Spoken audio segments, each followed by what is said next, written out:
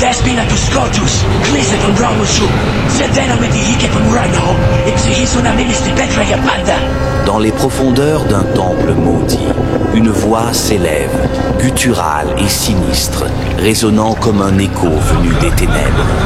Ce lieu, sanctuaire de Hécate, exhale le parfum de la mort et des âmes tourmentées. Jadis, dans sa quête impitoyable pour donner naissance à 3 filles, Hécate a offert le sang de ses maris, les condamnant à errer, prisonniers des pierres glaciales de ce temple. Aujourd'hui, leurs esprits enchaînés veillent dans l'ombre, attendant l'heure de la vengeance. Mais la malédiction n'est pas assouvie. Le pacte doit être scellé par de nouvelles âmes. Autrefois, Hécate régnait ici. Sa puissance sombre, inébranlable, son ambition sans limite. Horrifiés par ses sacrifices impies, les prêtres décidèrent de mettre fin à son règne. Ils osèrent de manipuler le nécromantique, un artefact maudit, imprégné de magie interdite. Leurs voix résonnèrent dans les murs de pierre froide, chaque mot scellant l'essence d'Hécate, piégeant son pouvoir.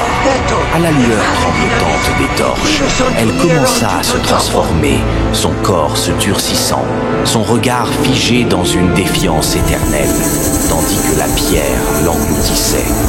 Elle devint la statue qui se tient désormais au cœur du temple, une gardienne, une prisonnière. Mais les prêtres savaient que son sommeil était fragile, non absolu. Sa puissance restait tapie sous la pierre, prête à s'éveiller, telle des braises sous la cendre. Tant que le nécromantique reste scellé, sa malédiction tient. Mais si l'artefact venait à être perturbé, si son regard s'éveillait, la vengeance d'Hécate s'abattrait sur ceux qui ont osé profaner son sanctuaire. Aux premières lueurs de leur 16e année, un appel sombre et irrésistible émerge des profondeurs de l'inconnu, s'insinuant dans l'esprit des 3 filles d'Hécate. C'est comme un murmure lointain, venu d'un passé ancien, qui envahit chaque fibre de leur être. Sans comprendre la force qui les pousse, elles sont attirées vers la bibliothèque ancestrale de leur demeure, un lieu empli de mystères et d'ombres. Là, parmi les étagères poussiéreuses et les tomes anciens, un chemin caché apparaît, semblant vibrer d'une énergie secrète.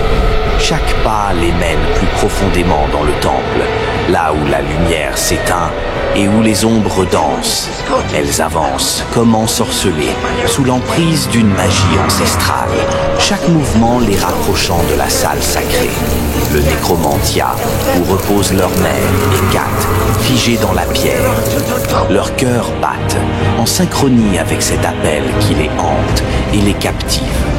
Envoûtées, elles approchent de la statue, inconscientes du sacrifice qui les attend. Car sous la surface de la pierre, l'âme d'Hécate se réveille lentement, prête à sceller leur destin.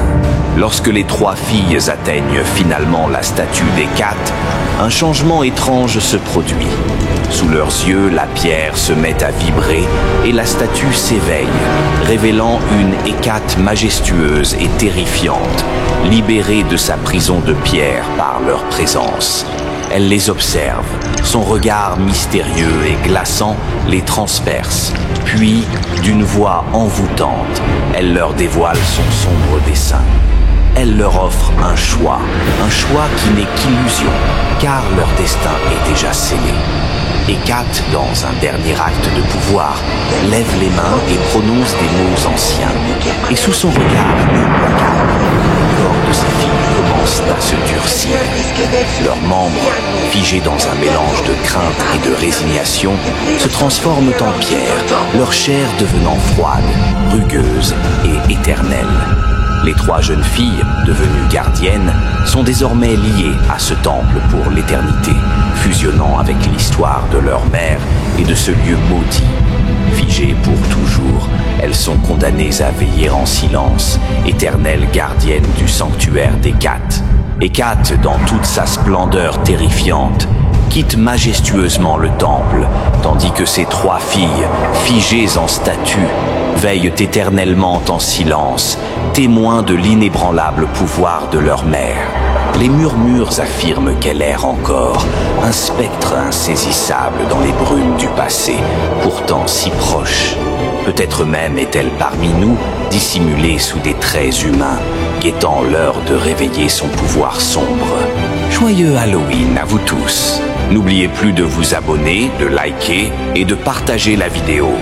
Merci à vous de me soutenir dans cette aventure.